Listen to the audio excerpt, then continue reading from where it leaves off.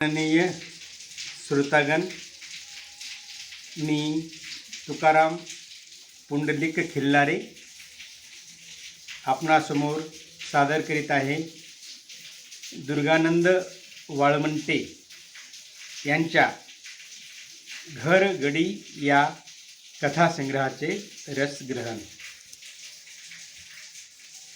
घरगडी सर्वसामान्यांची जीवन गाथा। माणुसकीचा सातबारा या कविता संग्रहानंतर दुर्गानंद वाळवंटे यांचा घरगडी हा 14 कथांचा कथासंग्रह प्रसिद्ध झालेला आहे। या कथासंग्रहाच्या मनोगतात कथाकार म्हणतात, या कथासंग्रहाच्या निर्मितीमागील प्रेरणा फुले, शाहू, आंबेडकर, अण्णाभाऊ यांच्या विचारांची आहे।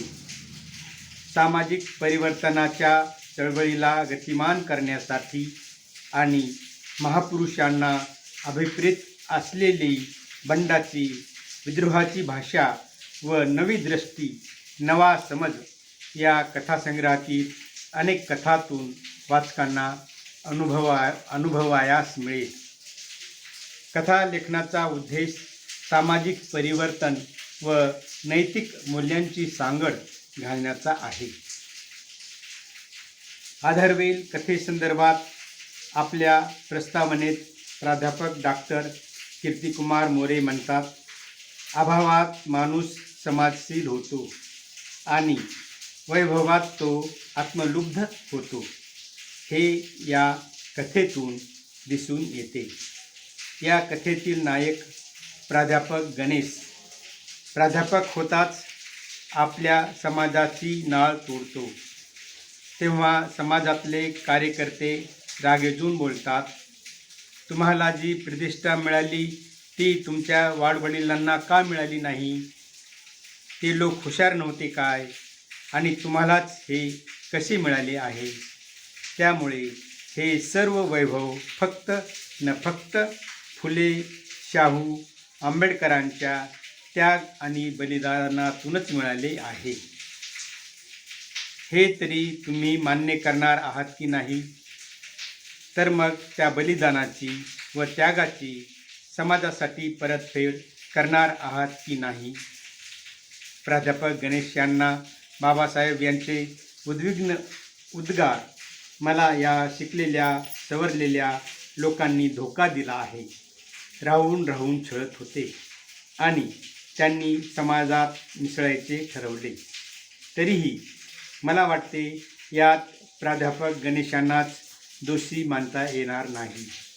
अशा प्रतिकूल परिस्थितीला कार्यकर्ते देखील तेवढेच जबाबदार आहेत। अर्थात त्यांनाही घरदार आहे, पण जमवलेल्या निधीचा यथायोग्य वापर ते करीत नाहीत। उमा कथेतील उमा परिस्थितीवश अवैध दारू विक्रीचा व्यवसाय करते। रेड पडते तेव्हा तिला फौजदार उत्थानाच्या विविध शासकीय योजना सांगतात। हा धंदा सोडून दे म्हणतात। मी तुला यासाठी मदत करतो, भाजीपाला, केळी किंवा फळं विक व मुलीला शिकव। काही 2-4 कर्मचाऱ्यांच्या दुर्व्यवहारामुळे अख्खे खातेच वाईट आहे असे समजू नये, हा संदेश ही कथा देते। घरगडी कथेतील नाना आपल्या मुलाला शिकवून साहेब बनवतो, पण नाना जेव्हा ऑफिसात मुलाला भेटायला जातात तेव्हा त्यांची ओळख ते आमचा घरगडी म्हणून देतात। याचा मनस्ताप स्वाभिमानी नानाला होतो, ते अंथरून धरतात ते कायमचेच। या कथेत कथाकाराने म्हटले आहे की प्रवासामुळे आणि उन्हामुळे नाना थोडे वंगाळ दिसत होते।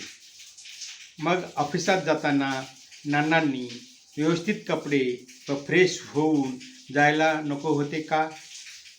असो, सारा दोष मुलाला दिला की आपली व्यवस्थित सुटका होते। प्राध्यापक डॉक्टर कीर्तिकुमार मोरे या पुस्तकाच्या प्रस्तावनेत बांधिलकी कथेचा सारांश मांडताना म्हणतात, कौटुंबिक बांधिलकी महत्त्वाची नसते असे नव्हे, पण ती जपताना सामाजिक बांधिलकीचा विचारही मनाला शिवत नाही, ही शोकांतिका या कथेतून दुर्गानंद वाळवंटे यांनी इंगित केलेली आहे. चंद्रला डाग या कथेत व्यसनाधीनता व वाईट माणसांची संगत कशी बर्बाद करते हे चित्र स्पष्ट होते. तर प्रेमाला उपमा नाही या कथेत आंतरजातीय विवाहाचे यशस्वी कुटुंब रंगवले आहे. या कथेतील गुलाबराव म्हणायचे, माणसं परिस्थितीने गुन्हेगार होतात, जन्मजात कुणीही साधू किंवा गुन्हेगार होत नाही. नाविलाजाने चुकीचा रस्ता लोक चालत राहतात, त्यांना सुधारण्याची एक संधी द्यायला पाहिजे. हिरस कथेतील रखमा सासूच्या जाचाला कंटाळून एक मुलगा व एक मुलगी सोडून माहेरी राहायला जाते. तिचे नवऱ्याशी कधीही भांडण झालेले नसते, तरी तिने हा मार्ग निवडलेला असतो. तिच्या माहेरही तिचा नवरा जात असतो, तिथेही तिला मुलगा होतो. नवरा खूप समजावतो, विनवतो, पण ती इरेस पेटलेली असते, सासरी जात नाही. नवराही इरेस पेटतो आणि पुन्हा कधी ये म्हणून तिला म्हणायचे नाही असे ठरवतो. ते दोघेही म्हातारे होतात, मुलांची लग्ने झालेली असतात. या दरम्यान सासूही मरते, पण दोघे एकत्र येत नाही. या कथेतील मुलगा म्हणतो, संसारात थोडी तरी तडजोड असावी, परंतु येथे काही उपाय नव्हता. मोठ्या माणसांना सांगावं कुणी? चुका आईवडिलांच्या, परंतु सजा मात्र मुलांना मिळते. त्याचं बालपण हिरावून घेतलं जातं. कथेच्या शेवटी दुर्गानंद वाळवंटे मार्मिकपणे लिहितात, रामा आणि रखमा हे दोघेही हरले, पण त्यांच्यातील इरस जिंकली होती. जयंती कथेत भीमजयंतीनिमित्त जरासा वाद झाला, पण तो सामंजस्याने मिटला. या कथेतून सर्व धर्म समभाव व सर्व जाती जमातीने मिळून मिसळून राहण्याची प्रेरणा मिळते. सदबा एक अवलिया कथेतील सदबा साधा बोळा, सरळ मार्गाने जाणारा आणि आहे त्यातच समाधान मानणारा आहे. उदरनिर्वाहापुरत्या असलेल्या शेतीत राबत असतो. शेती, आठवडी बाजार आणि घर या परिघाच्या बाहेर तो कधी गेला नाही. माणुसकीचा जणू तो पुतळाच होता. आज गावी गेल्यानंतर बदललेला गाव दिसतो.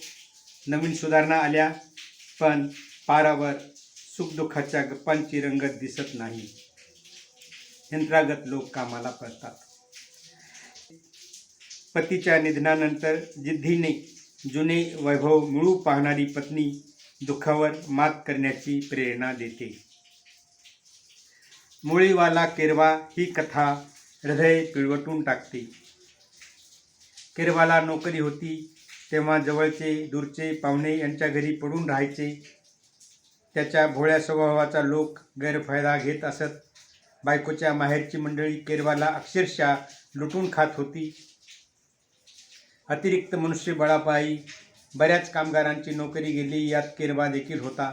काही वर्षांनी त्याची पत्नी हालापेष्टा भोगतच वारली. केरवा वेडात बडबड्यात म्हणायचा, संसारातली पंती म्हणजे बायको असते, तिला वगळून घर हे घरच नसते, ती सोबत आहे तोपर्यंत तिची कदर करा रे बाबा. पुन्हा पश्चाताप करून आणि रडून काहीही फायदा होत नाही. या कथेत आणखी एक महत्त्वाचे पात्र आहे, काका. या काकांचा जोडधंदा लाकडे विकायचा होता. या काकांची आणि केरवाची भेट झाली. केरवाची दयनीय अवस्था बघून काकांनी त्याला दररोज एक मुळी टाकायची व पैसे घेऊन जायचे असे सांगितले. यानुसार इमान इतबारे केरवाचा दिनक्रम सुरू झाला. पण वय कुणासाठी थांबत नाही. तो थकला. आता तो कोणत्या अवस्थेत असेल हा प्रश्न काकांना राहून राहून छळत असतो. कान तुटका कप या कथेतून जातीयतेचे ज्वलंत दर्शन घडते. आताच्या पिढीतील मित्र जातीयता पाळत नसले तरी त्यांच्या घरातील वयोवृद्ध ती पाळतात. हा अनुभव आलेला मित्र मित्राला म्हणतो, आता खूप झाला तुझा पाहुणचार, आता मला येथून निघू दे बरं, कारण तोच कान तुटका कप नशिबी येणार आहे. पुन्हा तोच अपमान, पुन्हा त्याच वेदना, त्यापेक्षा चहा न प्यालेला बरा. तटबंदी कथा देखील जातीयतेवर आधारित आहे. या कथेतील एक पात्र म्हणते, माझ्या मते सर्व किल्ल्यांना किंवा राजवाड्यांना तटबंदी व खंदक असण्याचे कारण की येथील राजांची खजिना जमवलेली प्रवृत्ती.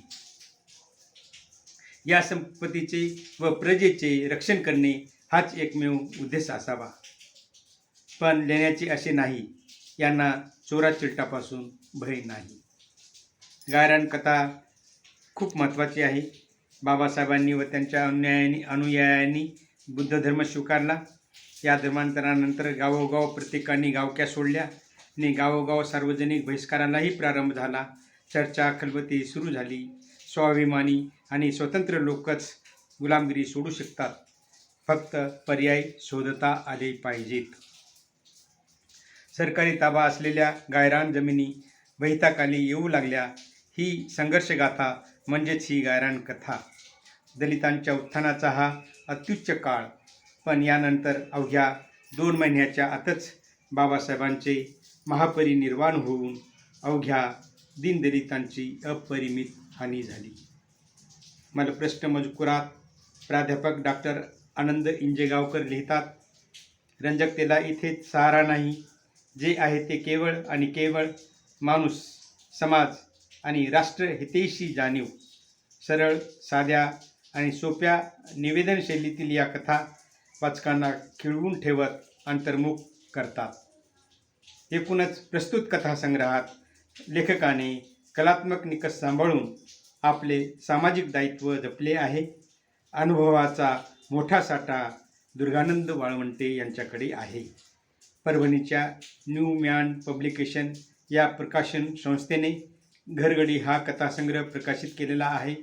कथाकार दुर्गानंद वाळवंटे यांनी सर्वसामान्यांच्या जीवनातील घटनाप्रसंग निरपेक्ष वृत्तीने तरीही मनोरंजनात्मक, उत्कंठावर्धक आणि कथानक प्रवाही कसे होईल ही दक्षता घेऊन आपल्यासमोर सादर केलेली आहेत. ही सर्वसामान्यांची जीवनगाथा आहे. आपण सर्वांनी हा कथासंग्रह अवश्य वाचावा आणि माझे हे चॅनल कृपया सबस्क्राईब करून मला अधिकाधिक चांगले व्हिडिओ आपणासमोर सादर करण्याची संधी द्यावी. धन्यवाद.